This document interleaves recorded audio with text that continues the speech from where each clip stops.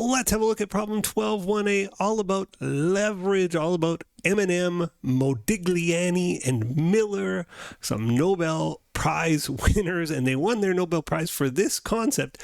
And it's a little weird, actually, that they won their Nobel Prize for this concept, because as we'll discuss at the end, there's lots of problems with this proposition. But let's jump into the problem. We'll solve the problem, then we'll just discuss M&M a little bit more at the end. XYZ company has no debt and is financed 100% through equity.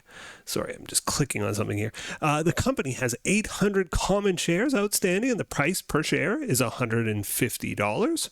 EBIT is expected to be $10,000 per year. Okay, you invested in this company because you love their debt-free capital structure. You're a fan of Dave Ramsey. Google Dave Ramsey if you don't know who that is. That's a person who hates debt. So you've invested in a company because you like them, because they don't have any debt either. You own 120 common shares. So that's what you bought. Assuming a dividend payout rate of 100% and assuming no taxes, it's a big assumption. That's one of the big problems or challenges to this M&M proposition. What's your cash flow from owning the shares? Okay, so they're going to pay 100% out of their profits, and it said their EBIT is $10,000 per year. And then that's earnings before interest and taxes. So their interest, if they have no debt, is zero. Their taxes, if we assume away taxes, one of the big critiques of this method, is zero. So their profits are $10,000 and they're going to pay it all out. So the question is, how much of the company do I own? I own 120 shares. There are 800 shares out there. I own 120 800ths of the company. 120, I don't know why I said 800ths like that. I own 120 of 800 shares. I own 15% of the company. So I'm entitled to 15% of that when they dividend it out. So 15% of $10,000 means this thing's going to be giving me $1,500 per year in perpetuity. So that's my ongoing cash flow from owning the shares. That's the answer to question 1. Okay, question 2. The company is debating borrowing money in a way that would make its capital structure 25% debt and 75% equity. We don't like that because we invest in this because we love that they're debt free. Maybe we still love the company, but we're not happy with this. The interest on the debt, we only own 15% though, so we can't tell them what to do. The interest on the debt would be 6%. After borrowing, the total assets of the company would remain the same. The money would be used to buy back shares. You intend to keep all 120 of your shares. What would the cash flow be under this new capital structure? Okay, let's compare the capital structures. I'll do one in maybe blue. So let's do it in red. The old one.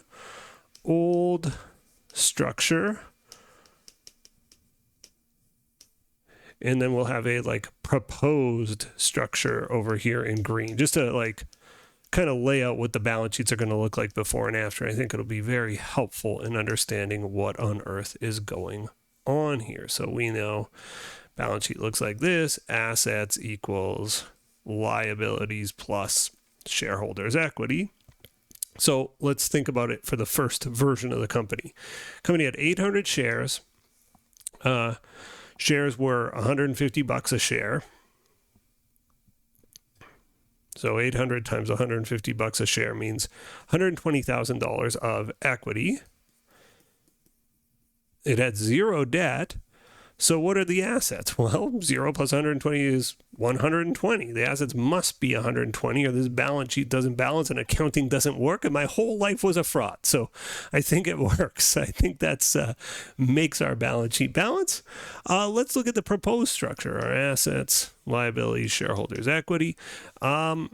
In the proposed structure, it says the company is debating borrowing money that would give a capital structure of 25% debt, 75% equity. The interest is going to be 6%. After borrowing, the total assets of the company would remain the same. Okay, so our total assets are still going to be 120. We're just going to take on some debt and get rid of some equity.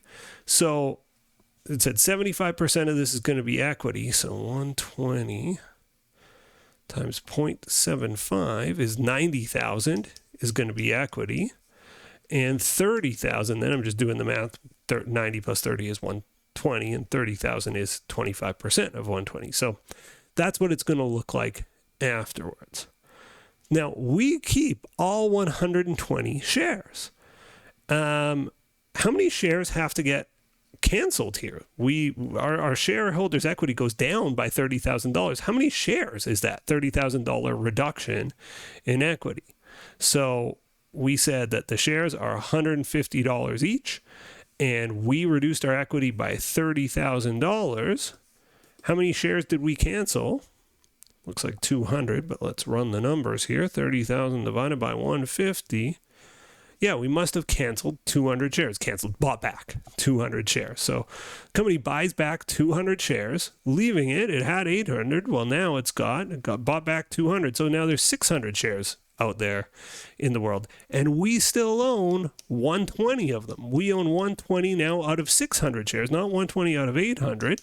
We own 120 600ths of the company.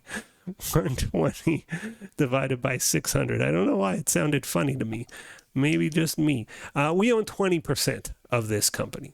Okay, so this newly, restructured company. Now we own a bigger chunk of. We own 20%. Let's look at its income statement from EBIT down.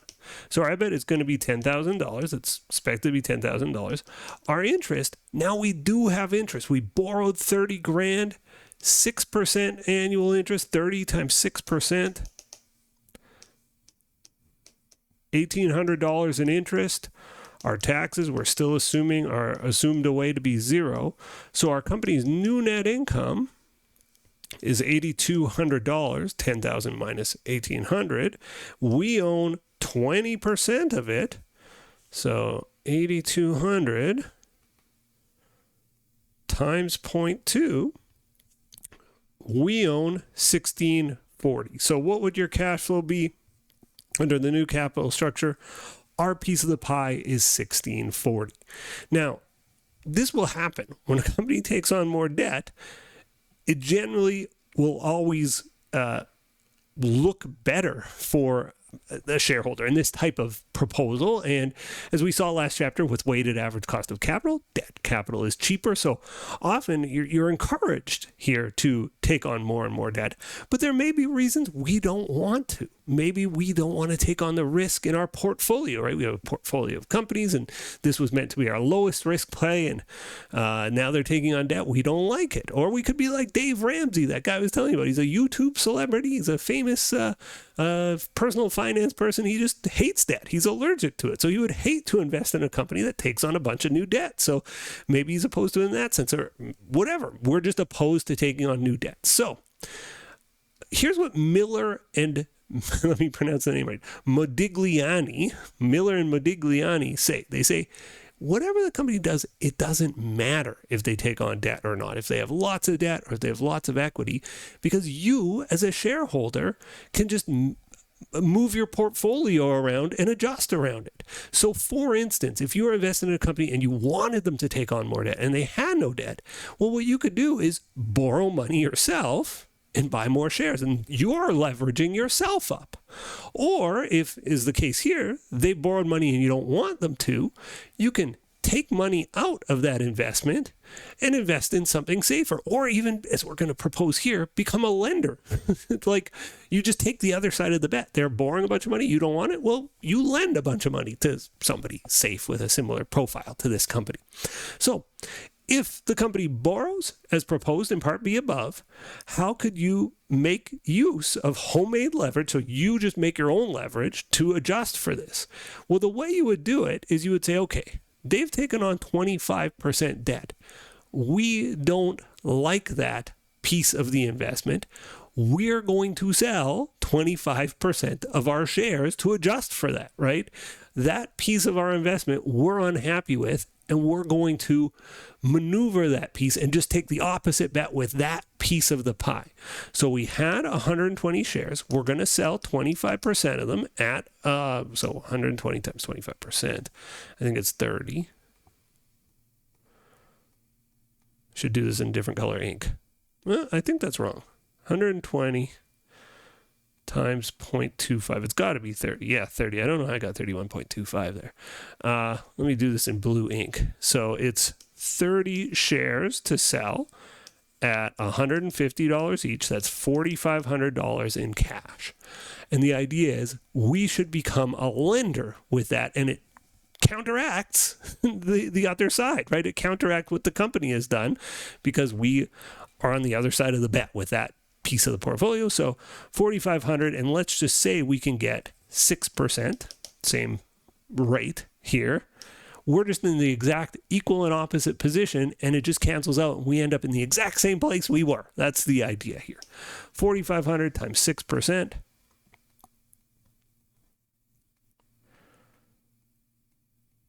It's $270 coming in as far as interest revenue on that loan goes. So there's our interest rev on the loan.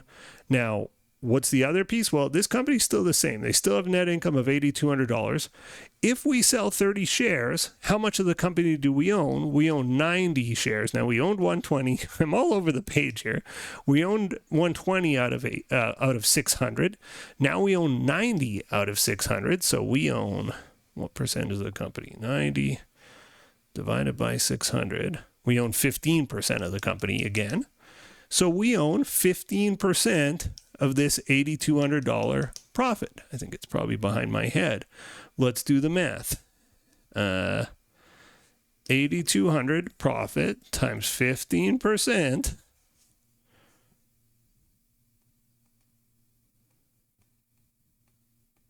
is $1,230 in dividend income.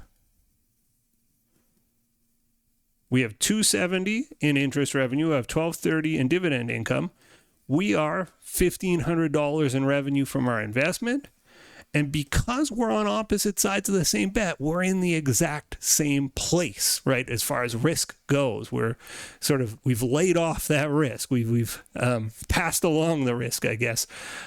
Counteracted it might be the best way of saying it. So we've solved 12.1a. A quick comment on this M&M proposition. It's a very interesting insight and a useful insight, and it's worthy of its Nobel Prize win. So if I sound like I'm criticizing it, I'm really not. But you need to use it as a thought exercise. So the idea is, I think, a really smart insight, and that is, if you're invested in a company and it's not taking on enough risk, you just take on more risk yourself. Let the company do what it's going to do. And as an investor, you're rational to just take on more risk yourself in your own portfolio. If they're not risky enough, well, it's on you to, if they're too risky, rather, it's on you to reduce the risk. And again, make portfolio adjustments to reduce the risk. They sort of say, therefore, because we assume investors are rational and markets are efficient, that's what will happen. And therefore, it doesn't matter what the company's capital structure is. In reality, a big factor here is income tax, which people are taxed differently than companies, and debt is tax deductible in the hands of a company, not in the hands of an individual. The interest on debt, I should say. Bankruptcy is a thing that is just really not contemplated in their proposition. And finally, markets aren't always efficient, and people don't always behave ethically and rationally. So a lot of things cause this to fall apart. On a fundamental level, though, it's like, you have to assume no taxes for it to work this way. I think as a thought exercise, very insightful though, very insightful.